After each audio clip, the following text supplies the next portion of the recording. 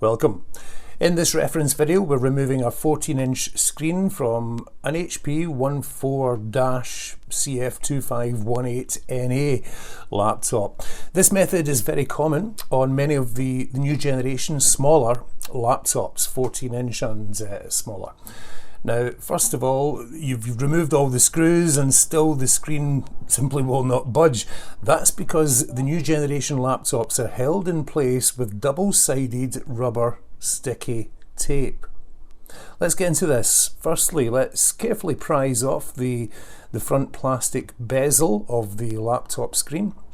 And the plastic clips, they're very, very fragile, so you've got to apply just the right pressure to pop these bezel clips out. If you're not confident, then of course do refer this repair to your local computer technician. Okay, in this case we'll remove the front facing screws. We're not actually removing the back lid or the hinges or anything else. These screws are coming out simply to loosen the grip on this underlying rubber sticky black tape stuff that's holding the screen in place. Okay, so once the bezel is off and the screws are out, we can now locate the lower tabs. We can see here the lower tabs of these rubber stickers that they have in the back of these new generation laptops. So we want to get these tabs out to the front. Use something sharp, something pointy. I'm using here some narrow tweezers, and we're going to bring these rubber flaps out to the front of the metal bracket. So using tweezers or something to get a grip on these. Take your time. We don't want to damage, certainly we don't want to snap these rubber bands. We just want to get the tabs out, and you should be able to get enough to get a grip of these with your fingers and begin to remove the rubber tab.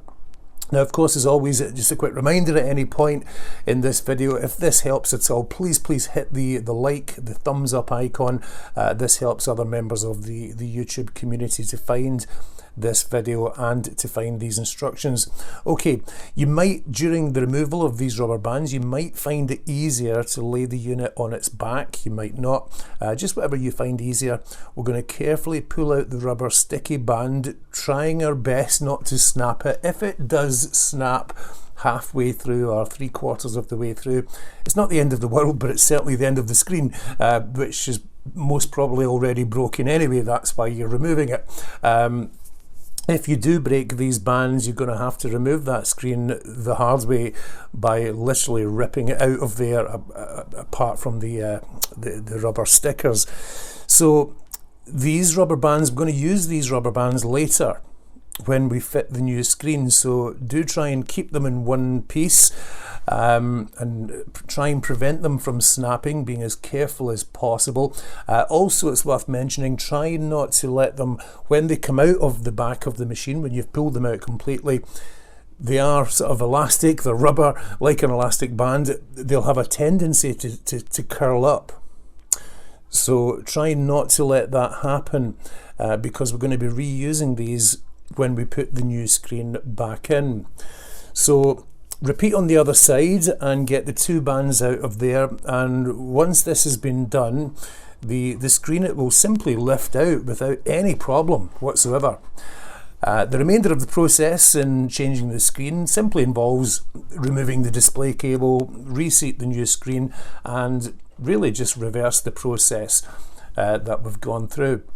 So to remember to put the rubber bands back in place when you're putting them back in with the new screen, try and leave yourself a little tab as before down below, just in case you're unlucky enough to break the screen for a second time, and this is going to allow you back in there to access this and change the screen again.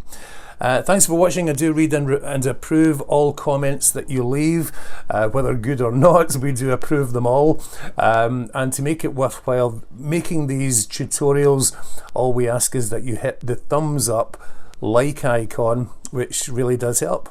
Big thanks, and bye for now. Computroon on Facebook and online at www.computroon.co.uk.